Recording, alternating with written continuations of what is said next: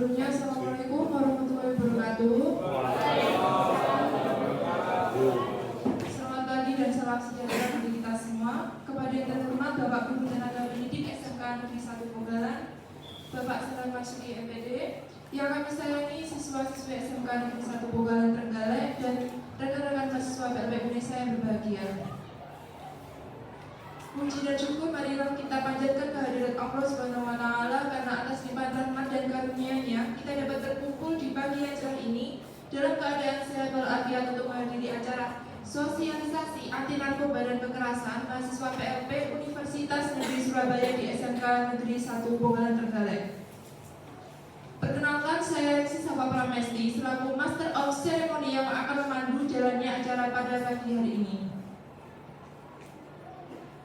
Adapun susunan acara pada pagi hari ini meliputi pembacaan doa yang akan dipimpin oleh rekan saya, Saudari Hensyaratu. Kemudian menyanyikan lagu Indonesia Raya dan Mars Unesa yang akan dipandu oleh rekan saya, Saudari Intania Soliha. Kemudian sambutan dari Bapak Salam Marsuki MPD selaku Bapak Guru Tenaga Pendidik SMK Negeri 1 Pogalan Trenggalek atau yang mewakili. Kemudian sambutan oleh rekan saya, Saudari Laura selaku perwakilan mahasiswa PLP Unesa Negeri Surabaya. Lalu penyampaian materi anti narkoba oleh rekan saya, Saudari Agnes Indistianisi. Kemudian penyampaian materi anti kekerasan oleh rekan saya, Saudari Saskia Dwi Kartikasari. Kemudian ada sesi tanya jawab dari perwakilan siswa SMK Negeri 1 Pogalan. Lalu penutup.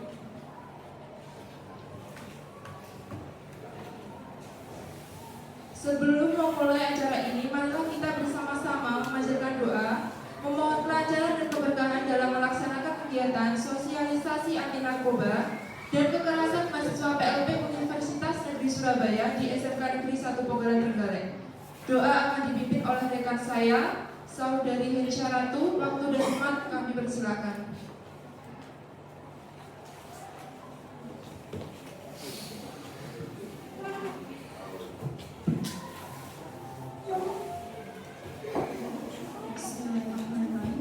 Assalamualaikum warahmatullahi wabarakatuh. Marilah kita sejenak bersama-sama menundukkan kepala, bermunajat kepada Tuhan Yang Maha Esa agar kegiatan kita hari ini diberkahi dan bisa berjalan dengan lancar. Izinkan saya memimpin doa dengan cara Islami. Para hadirin sekalian, mohon berkenan untuk menyesuaikan sesuai dengan keyakinan masing-masing. A'udzubillahi minasyaitonirrajim. Bismillahirrahmanirrahim. Hamdan syakirin, hamdan na'imin, hamdan yu'afi ni'amahu wa yukafi mazidah.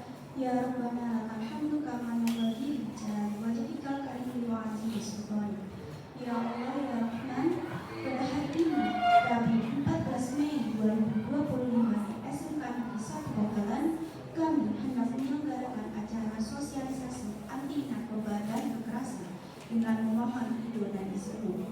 Berkahilah semua langkah dan perbuatan kami, dan jadikanlah itu semua sebagai nilai ibadah dan nilai ilmu yang bermanfaat kepada kami.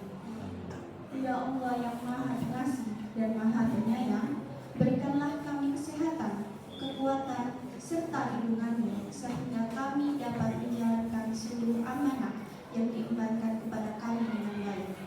Allahumma sholli wa sallim ala sayyidina Muhammad wa ala alihi wa sahbihi ajma'in. Asyhadu an la ilaha illallah wa asyhadu anna Muhammadar Rasulullah.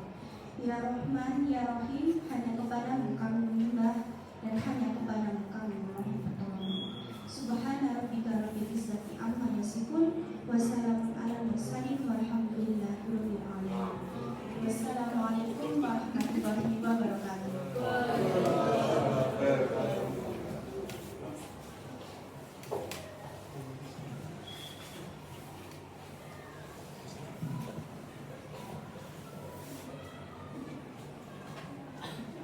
Selanjutnya marilah kita bangkitkan semangat nasionalisme dengan menyanyikan lagu kebangsaan Indonesia Raya yang akan dipandu oleh rekan saya, Saudari Intania.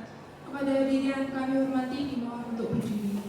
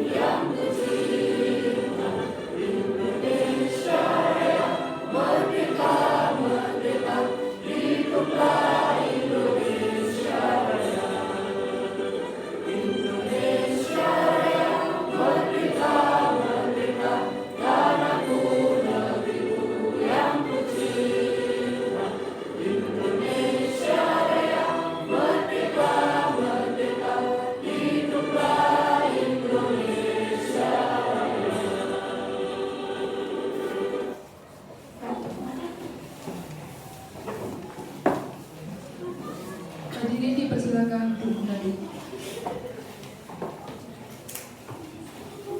Selanjutnya, tibalah saat yang dinantikan, yaitu sambutan yang akan memberikan arahan serta semangat bagi kita semua. Sambutan ini akan disampaikan oleh Bapak Syahrul Marsudi MPD selaku Bapak Guru Tenaga Pendidik SMK Negeri 1 Pogalan Trenggalek atau yang mewakili. Kepada beliau waktu dan tempat kami persilahkan.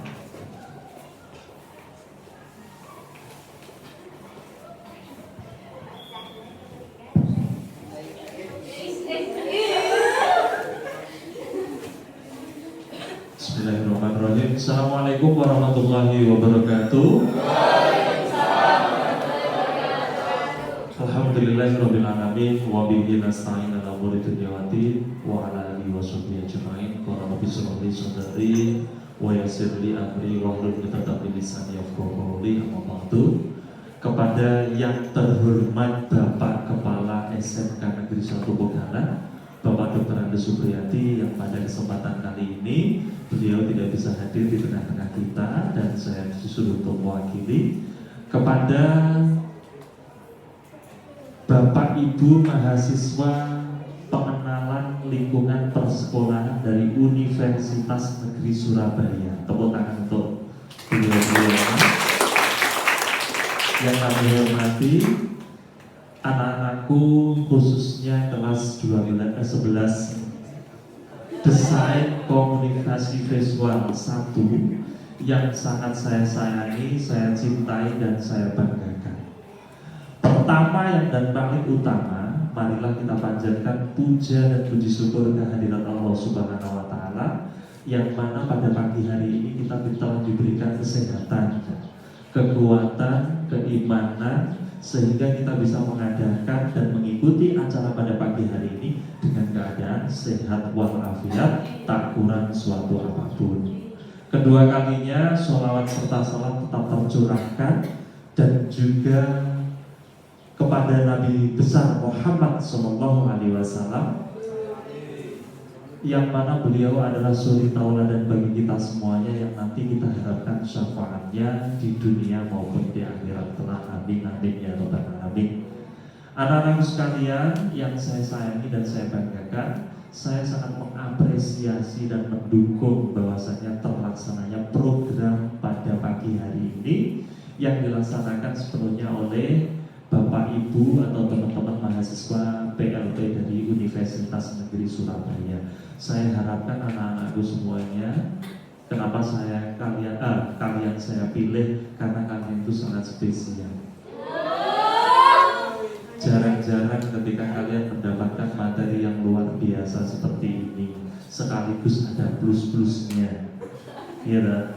Nah, maka dari itu kalian patut bersyukur pada pagi hari ini. Maka dari itu saya harapkan nanti sebagai siswanya Pak Sahran yang baik hati dan tidak sombong, kalian nanti bisa mengikuti kegiatan ini dari awal hingga akhir dengan tertib, ojo tidur, ya. Karena apa? Manfaat dari kegiatan ini sangat luar biasa. Kalian lihat edukasi anti kekerasan dan narkoba generasi Z, cegah dan tolak kekerasan. Anak-anakku semuanya, baru-baru ini sangat banyak kita temui bahwasanya khususnya generasi muda seperti kalian ini yang banyak sekali melakukan tindak kekerasan dalam hal apapun itu. Karena musuh kalian itu tidak hanya teman kalian sendiri, atau kalau zaman dulu penjajah itu musuhnya itu tidak secara fisik, akan tetapi musuh kalian ini adalah salah satunya adalah perkembangan teknologi atau IT. Maka dari itu IT itu sangat berperan penting dalam hal apa? Dalam hal apapun. Salah satunya kalau IT itu kalian cari manfaatnya luar biasa.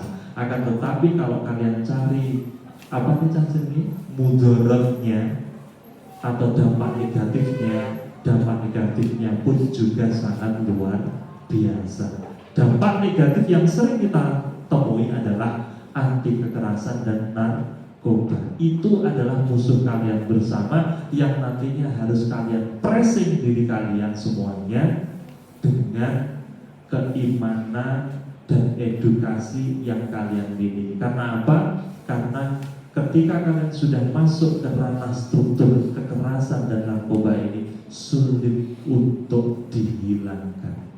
Maka dari itu sekali lagi Pak Salan harap kalian nanti bisa mengikuti kegiatan ini hingga akhir dengan tertib, dan apapun yang perlu kalian katakan atau tanyakan silahkan nanti kalian tanyakan kepada narasumber yang membawakan materi ini.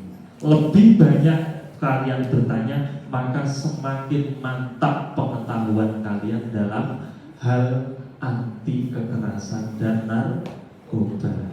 Mungkin itu aja anak-anak yang bisa kami sampaikan. Perwakilan dari SMK Negeri 1 Bogalan dengan mengucap Bismillahirrahmanirrahim. Edukasi anti kekerasan dan narkoba pada pukul 9:45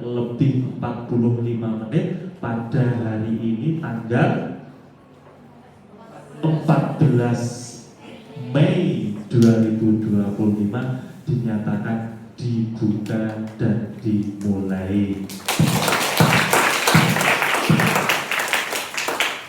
Terima kasih atas perhatiannya. Mohon maaf apabila ada kesalahan. Cukup sekian dari saya. Wallahu muwaffiq ila aqwamit thoriq. Wal 'afwu minkum. Assalamualaikum warahmatullahi wabarakatuh.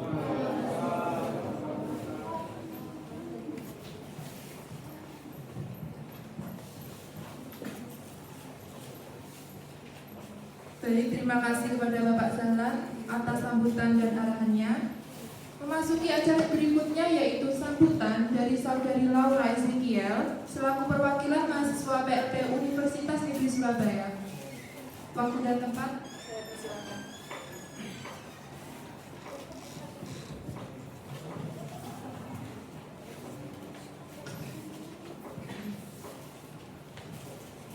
Baik, Assalamualaikum warahmatullahi wabarakatuh.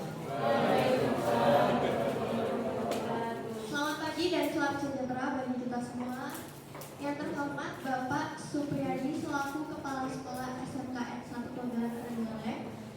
Yang kami hormati Bapak Syamlan Marzuki MPD selaku tenaga pendidik SMKN 1 Bogalan Trenggalek.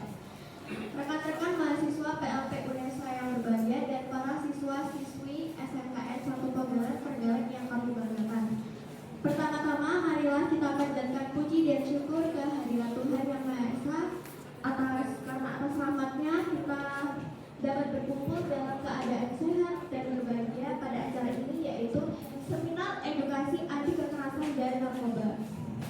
Hadirin yang berbahagia, saya sebagai perwakilan dari mahasiswa PLP Universitas Negeri Surabaya mengucapkan selamat datang kepada siswa-siswi yang telah datang di acara ini.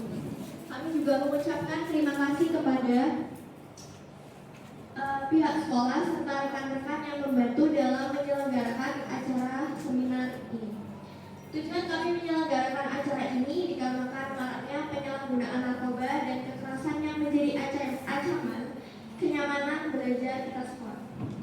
Kami semua tahu SMK adalah tempat di mana potensi, kreativitas, dan keterampilan siswa menjadi bekal di dunia kerja nantinya. Namun bagaimana mungkin kita bisa mencapai cita-cita kita jika misal lingkungan kita tidak aman, pikiran kita dirusak oleh narkoba, atau jika mental kita terluka oleh kekerasan. Oleh karena itu kita perlu mengetahui bahaya dan bagaimana cara menghindari terhadap kewaspadaan terhadap narkoba dan bentuk-bentuk kekerasan. Jadi mari kita ikuti seminar ini dengan baik agar seminar dapat berlangsung dengan lancar dan semoga seminar ini menjadi manfaat bagi kita semua. Jadi sebelum saya akhiri, saya ingin mengutip pesan Bapak Pendidikan Indonesia, Bapak Ki Hajar Dewantara. Setiap orang menjadi guru, setiap rumah menjadi sekolah. Mari menjadikan seminar ini sebagai langkah awal untuk saling mengingatkan, melindungi, dan menginspirasi sesama. Wassalamualaikum warahmatullahi wabarakatuh.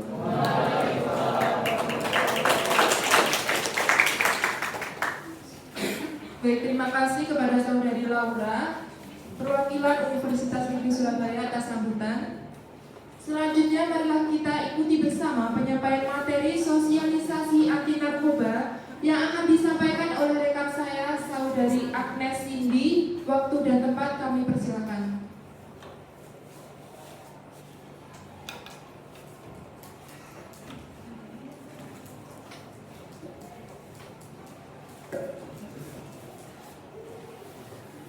Assalamualaikum warahmatullahi wabarakatuh. Selamat pagi semuanya. Perkenalkan, saya Saskia Dwi Kartikasari, mahasiswa dari UNESA yang saat ini menjalani PLP di sekolah ini. Hari ini kami diberi kesempatan untuk berbagi sedikit hal pentingnya sangat dekat dengan kehidupan kita hari ini. Tapi seringkali itu kekerasan. Kami akan membagikan materi mengenai edukasi anti kekerasan dan narkoba. Kira-kira di pikiran kalian ketika mendengar kata kekerasan itu apa yang muncul? Pukul. Yang lainnya apa? Bangunan, jam, minat. Terima kasih ya.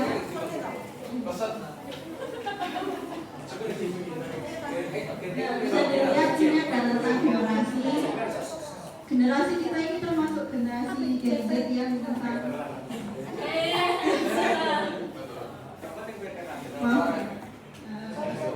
yang lahir dan tumbuh di era serba cepat, serba digital. Jadi hampir semua aktivitas kita ini kan berhubungan sama internet ya, belajar, hiburan, sampai pergaulan juga.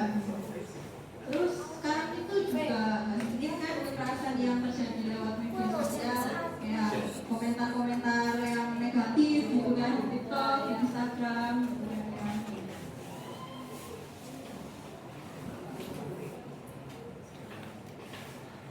Ya, seperti yang sudah diterangkan tadi, ini beberapa karakteristik dari Gen Z, yaitu berani berbicara dan bertindak. Kemudian ada mengutamakan kesetaraan dan keadilan, dan tumbuh di era digital, seperti yang tadi sudah dibahas ya. Sebelum kita menyelam lebih dalam di materi ini, saya ingin kalian memperhatikan video yang akan diputar. Kasus pelecehan seksual di salah satu sekolah swasta di Batu Malang, Jawa Timur terus diselidiki polisi. Kejadian kekerasan seksual yang menimpa 15 siswa kelas 6 sebuah SD swasta di sekolah peringkat 2 Jakarta Utara juga melakukan pelecehan seksual terhadap belasan siswinya. Aksi pengunduran kembali terjadi di lingkungan sekolah. Ini seorang anak SD menjadi korban bullying.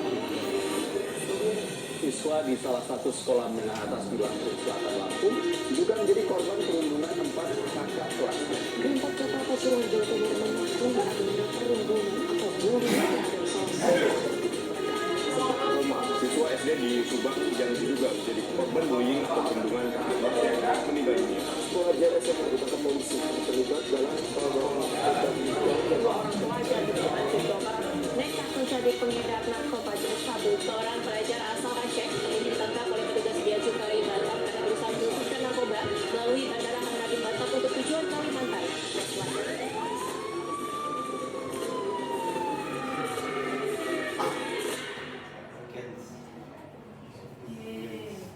Ya, jadi setelah melihat video tersebut, apa yang kalian pikirkan atau yang kalian rasakan? Bisa minta tolong perwakilan 1 atau 2 siswa mungkin menyampaikan pendapatnya.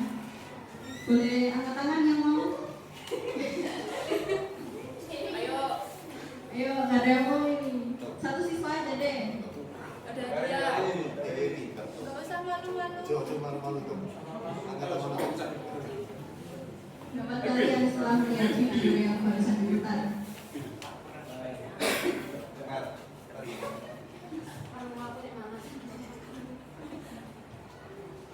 Mas, kita menyatakan pendapatnya setelah melihat video barusan. bagus nih ya. Ya, saya maksud itu isi dari videonya ya teman-teman ya. Bukan grafisnya.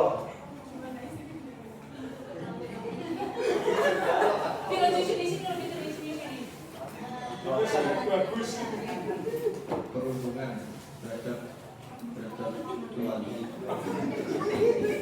Perundungan itu hal baik apa hal buruk sih? Hal buruk.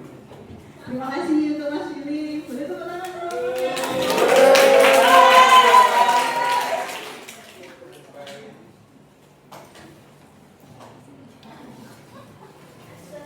Ya, jadi kekerasan itu ada beberapa jenis ya, seperti yang diatur dalam Permendikbud Nomor 46 Tahun 2023. Ada kekerasan fisik, psikis, perundungan, ada kekerasan seksual, diskriminasi dan intoleransi itu juga termasuk jenis kekerasan. Kemudian ada kebijakan yang memuat kekerasan. Nah, sekarang kita jabarkan mulai dari kekerasan fisik. Ya, ini yang paling gampang dikenalin kan ya, kekerasan fisik itu, karena ada buktinya, seperti ada bekas luka gitu kan. Seperti namanya, kekerasan fisik adalah tindakan yang melibatkan kontak tubuh secara langsung dengan tujuan menyakiti, melukai atau mengintimidasi orang. Entah itu menggunakan alat atau tidak menggunakan alat, itu juga termasuk kekerasan. Kemudian ada kekerasan psikis atau bisa dibilang kekerasan emosional ya. Adalah tindakan yang menyebabkan tekanan mental, emosional atau psikologis terhadap seseorang melalui ucapan, perilaku atau sikap yang merendahkan atau menyakiti secara tidak langsung. Nah ini kalau yang fisik tadi kebanyakan sering dialami oleh cowok-cowok kan ya, kayak nggak sengaja ngobrol temennya gitu kan. Sedangkan yang psikis ini biasanya nggak semuanya ya, biasanya kan kayak cewek gitu kan, kayak bisik-bisik gitu, kayak kerasan temennya gitu kan, itu masuk kekerasan psikis ya. Kemudian ada perundungan atau bisa dibilang bullying. Ini adalah tindakan yang menyebabkan tekanan mental sama seperti tadi.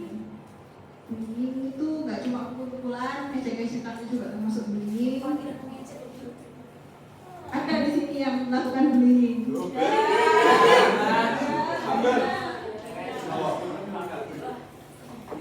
Ya, jadi kucilan kayak ngucilin temennya atau menghina temennya, terus mengintimidasi temennya, pakai panggilan ejek itu juga termasuk bullying ya.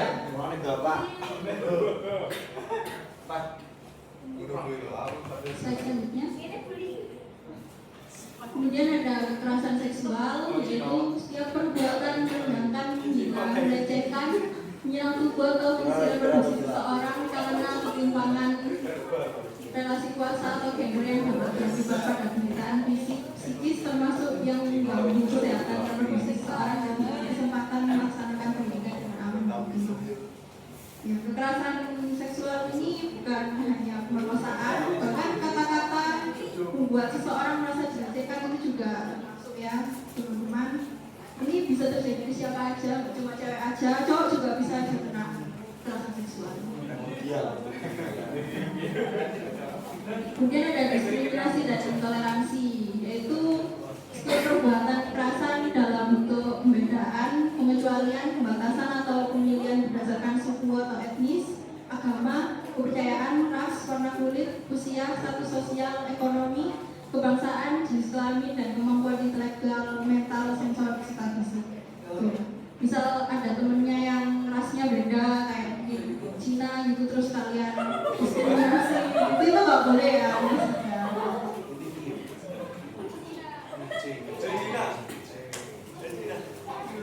Baru dibilangin udah ada contohnya ini. Kemudian ada kebijakan yang membuat kekerasan. Kebijakan ini merupakan aturan yang membuat seseorang dirugikan secara tidak adil ya. Contohnya mungkin sistem sekolah yang menutupi kasus bullying juga termasuk. Kadang kekerasan tidak dilakukan oleh per orang tapi oleh sistem. Misalnya ketika korban kekerasan tidak dipercaya atau disuruh mendiamkan atau mencemarkan nama baik. Nah, dari kekerasan yang sudah disebutkan tadi itu juga bisa berdampak pada korbannya. Dampaknya itu tidak cuma dampak fisik, tapi ada dampak psikis dan dampak sosial juga. Misalnya yang dampak fisik ini ya, ini kan kelihatan kan, misal dipukul gitu kan nanti keluar ada memar gitu kan, atau luka, itu termasuk dampak fisik. Kemudian untuk dampak psikisnya bisa kena mental mungkin istilahnya sekarang ya, mungkin anaknya jadi gampang cemas, gampang takut, gak percaya diri, itu mungkin termasuk dari dampak psikisnya. Kemudian ada juga dampak sosial yang membuat korban bisa merasa nggak aman di lingkungan sekitarnya gitu. Itu karena lingkungannya menjadi dia, terus jadinya dia merasa nggak aman sama lingkungannya, itu termasuk dari dampak sosial.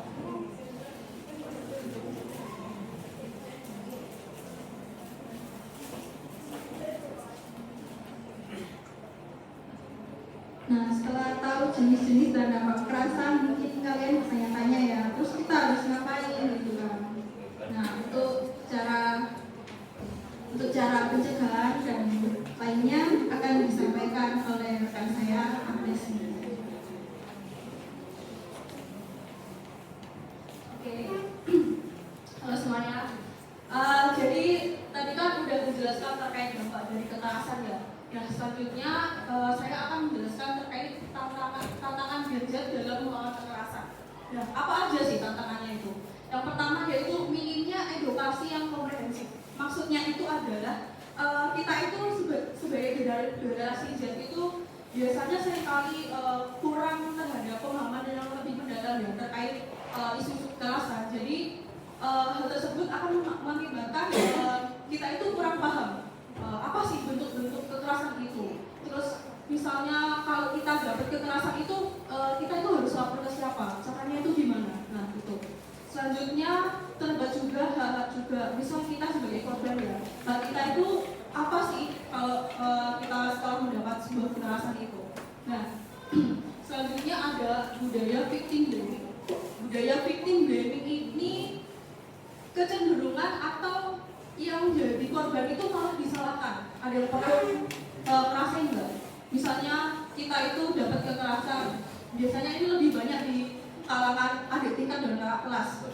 Misalnya adik tingkat ada yang lewat, terus dari kakak kelasnya itu ada yang nggak suka cara penampilannya lah, atau cara dandannya mungkin. Nah, itu kan biasanya kakak kelas itu kalau misal saling berpapasan ya, biasanya itu kan kayak lihatnya nggak bisa, nggak ngenakin gitu loh. Nah, dari kita itu kan misalnya mau melaporkan, waktu kita melaporkan itu pasti ada misalnya guru ya itu tanya kenapa kamu nggak bisa dipitungin. Nah terus dari pelaku itu malah menyalahin korbannya, kayak itu loh bu pakaiannya misalnya roknya terlalu pendek atau apa. Nah, padahal yang mengalami kekerasan itu adalah kita ya, jadi korban malah jadi lebih disalahkan. Nah itu namanya budaya victim blaming. Selanjutnya tekanan mental dan sosial. Nah tekanan mental dan sosial ini lebih ke beban mental ya. Misalnya kita dapat kekerasan oleh pelakunya misalnya teman sendiri atau sahabat. Nah kita itu mau laporin itu takut, kayak takut dikucilkan atau malah nggak ditemenin satu kelas gitu. Nah itu lebih ke kita dapat tekanan mental ya.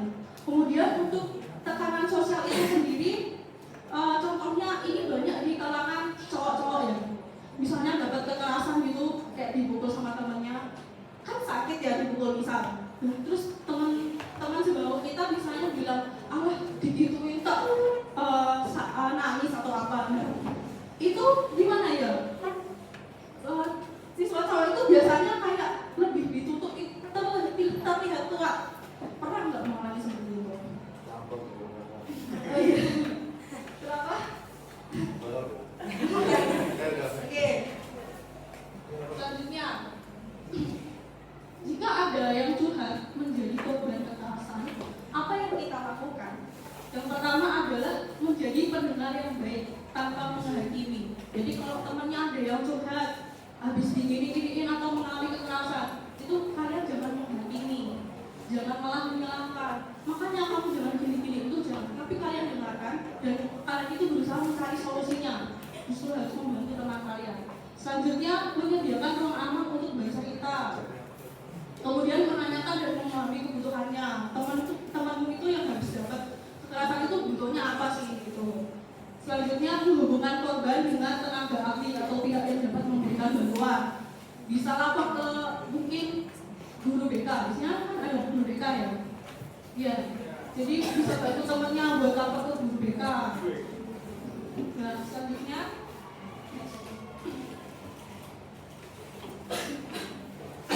yang harus dilakukan jika melihat kekerasan. Di sini ada yang pernah melihat kekerasan nggak di sekolah? Ada yang pernah? Atau di sini emang nggak ada kekerasan? Yang pertama adalah mengalihkan perhatian korban. Misalnya, siapa ya?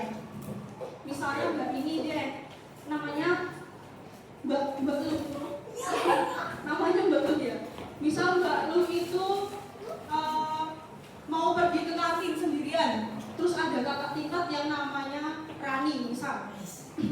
Nah, terus Mbak Lu ini waktu jalan, nah terus ada kakak tingkat itu kayak berperilaku kasar lah ke Mbak Lu, misalnya jambak lah atau apa gara-gara misal pakai kerudung kelihatan rambutnya gitu. Nah, terus lalu ada teman lain nih, siapa ya? Ada Mas Billy di belakangnya, misalnya di belakangnya ada Mas Billy. Nah, Mas Billy itu lihat kekerasan seksual tersebut. Nah, lalu apa sih yang harus dilakukan sama Mas Billy itu kalau lihat temannya Mbak Lu ini dapat kekerasan? Yaitu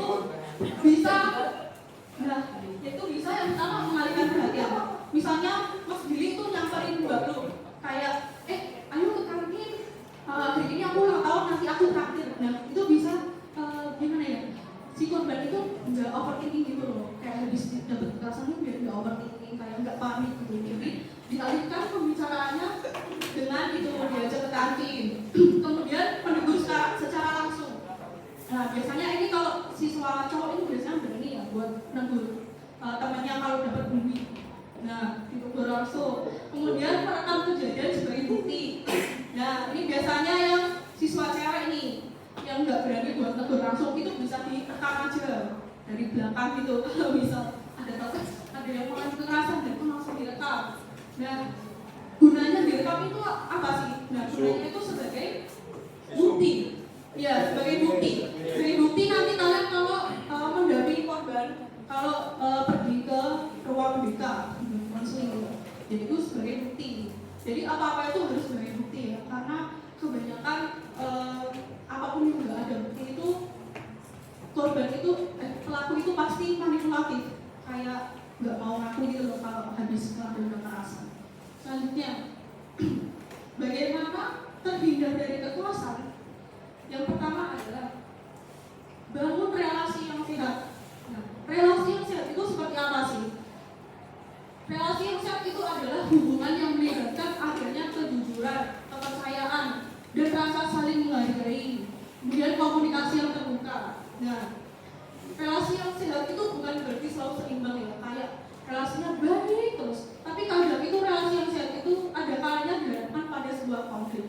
Nah, ketika kita merasa marah, sakit hati atau kesal, nah itu adalah hal yang wajar. Jadi yang terpenting itu adalah bagaimana kita itu saling terbuka, memberi dukungan dan mempertahankan hubungan kita kepada teman-teman kita. Selanjutnya adalah relasi sehat dari kekerasan. Nah, yang pertama adalah equality atau kesetaraan. Nah, kesetaraan ini maksudnya adalah hubungan sehat yang dibangun atas sejajaran, setara, tanpa ada pihak yang mendominasi atau merasa lebih berkuasa. Contohnya dalam misalnya kalian lagi bekerja kelompok. Nah, itu semua kelompok itu harus berhak menyampaikan ide. Jadi semua ini kan sama-sama belajar ya. Jadi nggak ada yang lebih pintar dan nggak ada yang lebih bodoh. Jadi kita semua belajar dan kita itu berhak menyampaikan ide. Nah, selanjutnya respect atau saling menghargai.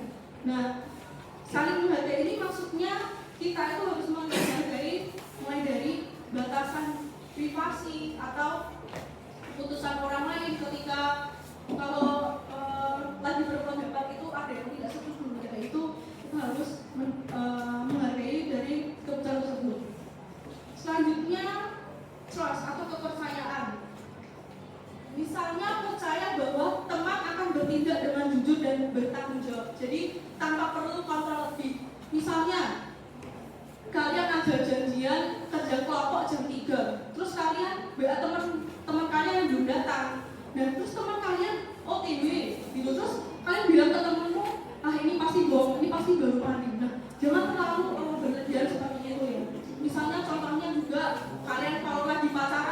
Nah, biasanya itu kalian ada di relation toxic nggak? Toxic relationship. Kayak pacar kalian butuh share location yang 24 jam biar kalian tahu itu di mana gitu. Ada yang pernah? Nah, itu termasuk toxic relationship. Nah, selanjutnya ada support atau dukungan. Dukungan yang dimaksud ini adalah saling mendukung pertumbuhan positif satu sama lain. Jadi bukan saling menjatuhkan. Selanjutnya ada communication atau komunikasi. Yang dimaksud adalah menyampaikan perasaan dan kebutuhan secara jujur. Jadi bukan diam-diam menyimpan dendam atau manipulasi. Next, apa itu relasi tidak sehat? Nah, relasi tidak sehat itu adalah hubungan yang mana salah satu atau kedua pihak mengalami dampak negatif secara emosional, fisik, atau mental. Nah, bagaimana ciri-ciri dari relasi yang tidak sehat itu? Nah, seperti yang saya katakan tadi yaitu toxic relationship. Nah, toxic relationship itu adalah hubungan yang merasa pihaknya itu tertekan atau tidak dihargai atau dimanipulasi. Selanjutnya ada kurangnya kepercayaan. Nah, di kurangnya kepercayaan ini adalah kita itu sering dicurigai, terus sering diposesifin, atau sering dipantau secara berlebihan. Selanjutnya ada konflik berkepanjangan. Nah, contoh dari konflik berkepanjangan ini contohnya ketika kita lagi ada perselisihan antara teman kita sebangku ya. Misal ada teman kalian bermusuhan karena masalah sepele. Misal apa ya? Biasanya kalian itu ada masalah sepele apa di kelas teman kalian? Apa? Rebutan makan? Rebutan makan ada nggak? Nah, rebutan makan. Oh, muncul kopeng. Oke. Nah, ya pasti kalian kalau ada masalah kayak gitu, pasti kalian saling bully lewat apa? Status WA, story Instagram gitu ya. Nah, itu maksud dari konflik berkepanjangan. Jadi perlu dikomunikasikan agar konflik itu tidak terus berkepanjangan akan terjadi. Terus selanjutnya kekerasan seksual. Di sini ada yang pernah?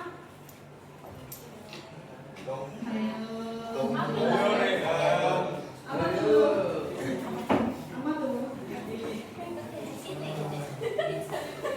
Nah, di kekerasan seksual ini bisa berbentuk perilaku yang tidak senonoh ya. Misalnya merendahkan martabat teman kita atau ya anak.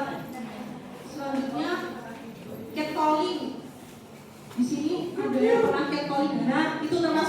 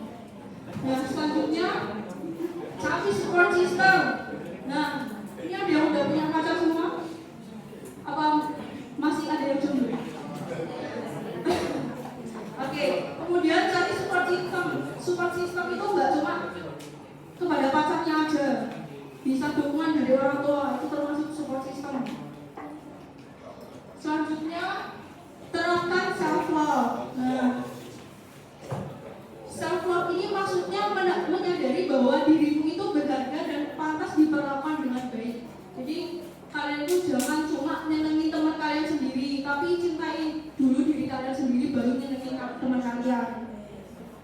Selanjutnya jangan kembali. Nah, jangan kembali ini maksudnya kalian itu harus konsisten sama keputusan kalian dari sebelumnya, mulai dari introspeksi diri, berani ambil keputusan, cari support system, dan terapkan selanjutnya. Kemudian masuk ke materi narkoba ya, prevalensi penyalahgunaan narkoba. Nah, maksud dari prevalensi ini adalah angka yang menunjukkan seberapa banyak orang dalam suatu kelompok berdasarkan usia, wilayah, atau jenis kelamin. Nah, di sini itu jelasin seberapa banyaknya dan seringnya penyalahgunaan narkoba ya. Yang pertama yaitu kelompok umur 15 sampai 24 tahun. Nah, itu kan di bawahnya ada penjelasannya ya.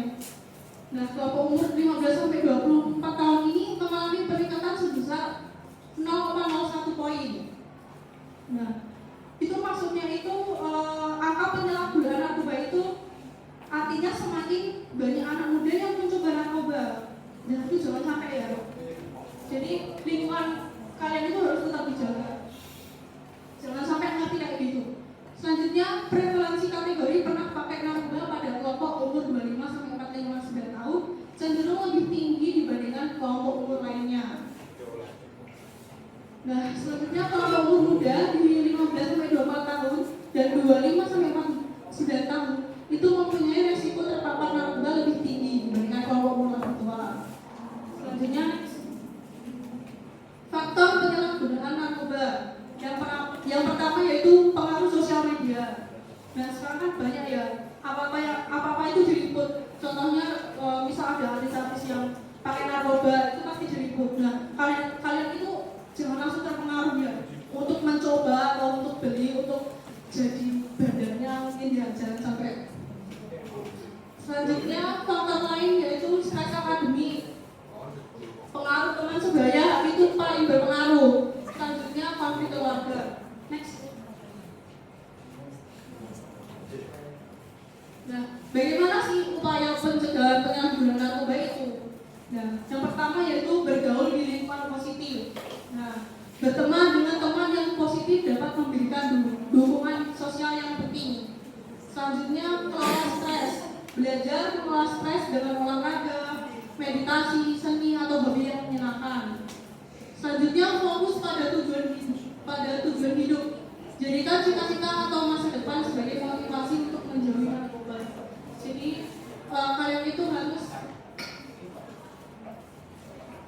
kalian itu harus pentingin cita-cita kalian ya. Jadi misal kalau kalian pengaruh sama narkoba, dan cita-cita kalian itu pasti akan terpendam. Kemudian selanjutnya adalah upaya penjagaan narkoba di eksternal, yaitu pendidikan anti narkoba. Pendidikan anti narkoba ini dilakukan di sekolah dan memperkenalkan pendidikan kesehatan mental sebagai bagian dari kurikulum. Selanjutnya, program dukungan menyediakan program dukungan kesehatan mental dan pemulihan dari individu yang terpengaruh oleh narkoba. Selanjutnya, melibatkan orang tua, menjalin hubungan yang harmonis dengan orang tua, bercerita jika ada masalah, jangan dipendam sendiri. Selanjutnya, next. Oke. Nah, untuk materi kali ini terkait kekerasan dan narkoba itu udah kami sampaikan ya. Mungkin dari kalian masih ada yang bingung. Kakaknya tadi jelasin apa itu, kalian masih bingung. Apa sih maksudnya dari kekerasan itu seperti apa? Narkoba itu cara mengatasinya gimana? Nah, bisa kalian tanyakan. Mungkin saya butuh 2 anak untuk bertanya. Ada yang mau bertanya enggak?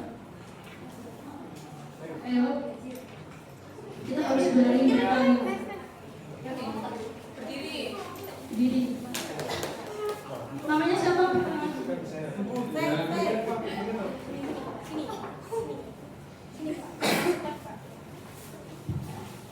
Ya, perkenalkan, saya Revantri April Putra.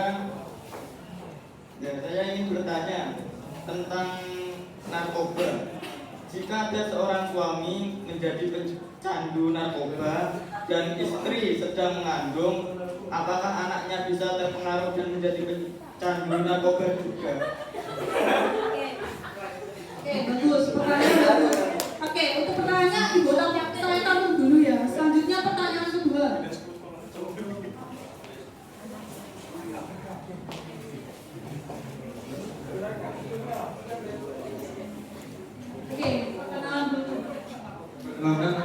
Ibrahim Ahmad Setiawan.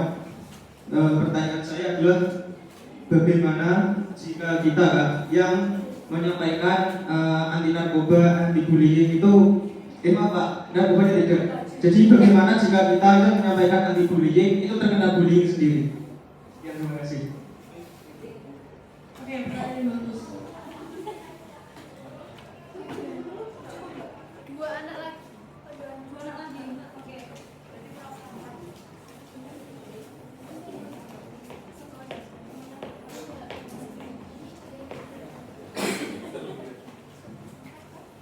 Izin saya bertanya, sebelumnya perkenalkan nama saya Rani Pak Olia. Apa sih solusi yang bisa dilakukan jika ada seorang teman yang membuli temannya secara psikis atau melalui perkataan secara berlebihan, padahal kita sudah mencoba menasehatinya namun tidak ada perubahan. Terima kasih. Terima kasih atas pertanyaannya. Selanjutnya ada yang tanya lagi? Kurang satu. Ayo yang lain. Yang lain mungkin. Ayo siapa? Mungkin dari sini. Dari sana kan udah. Nah sekarang dari sini. Ayo ada yang tanya nggak? Ada hadiah. Hadiah adalah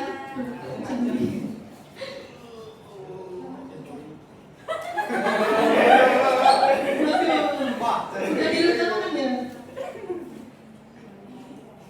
Warnanya banyak, siapa namanya? Waduh, kalau dulu.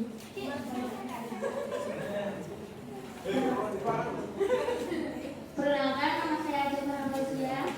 Bertanya ya Kak, bagaimana jika kita sudah melaporkan kepada guru kita, namun guru tersebut justru menyalahkan kita, dan menyebarkan ke guru-guru yang lainnya. Nah, kira-kira itu bagaimana? Terima kasih atas pertanyaannya. Mungkin dari Mbak Agnes mau menjawab pertanyaan dari muridnya.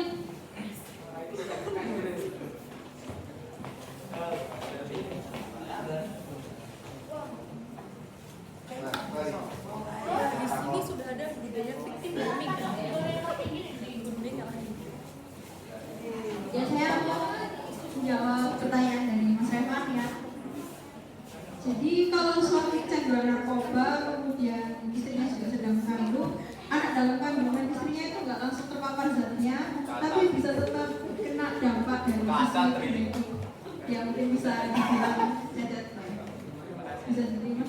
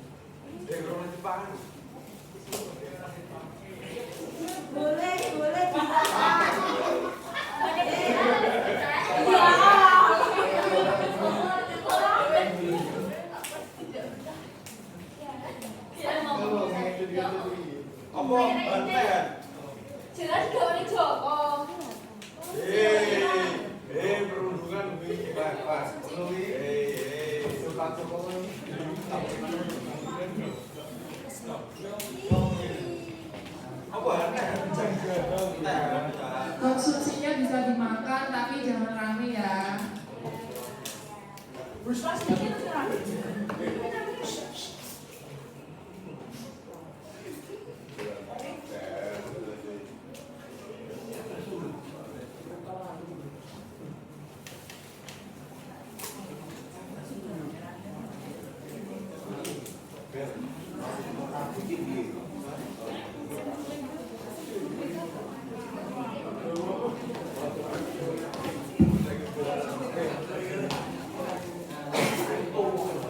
Untuk pertanyaan yang lapor guru BK tadi dari siapa?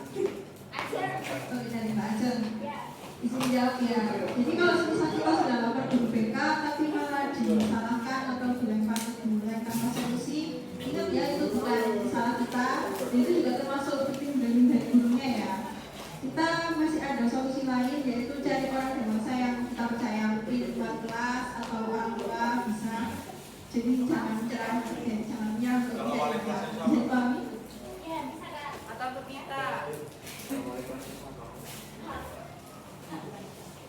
Oke. Selanjutnya saya akan menjawab pertanyaan dari Mas siapa? Mas Wildan ya. Pertanyaan tadi adalah bagaimana jika insan anti bullying seperti kita sendiri itu malah terkena bullying. Nah, misal dari insan anti bullying terkena bullying. Nah, seperti ini yang saya katakan ya, bisa kita jadi korbannya. Itu apa ya? Kamu itu harus menyadari itu kan bukan salahmu. Orang kalau dibully itu bukan salah dari si korban. Nah, kamu harus menyadari itu. Kemudian bisa melaporkannya, jadikan dokumentasi seperti saya katakan sebelumnya. Kemudian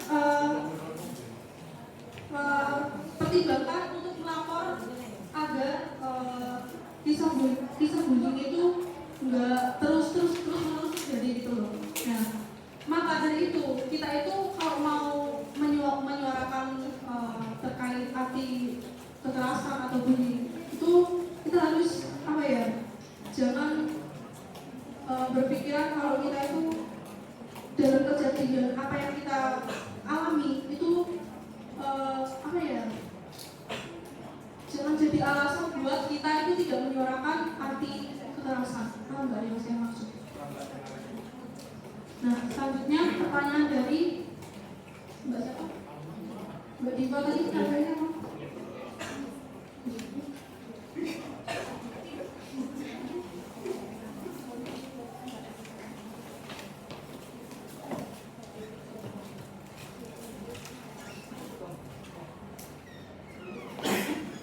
Oke, selanjutnya saya akan menjawab pertanyaan dari Mbak siapa? Mbak Diva. Yaitu pertanyaannya bagaimana solusinya ya? Kalau kita menasehati teman kita yang udah bullying, nah terus dinasehati tapi tetap aja melakukan kesalahannya. Nah itu seperti menurut saya ya itu bisa ditindak tegas. Nah sekarang kan ada UU ITE. Nah kalian itu harus belajar dari itu.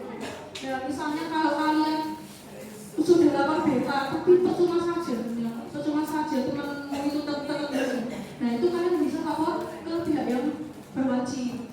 Nah bisa dilapor secara hukum. Bullying itu bisa dilapor secara hukum menurut undang-undang ITE. Selanjutnya sudah selesai?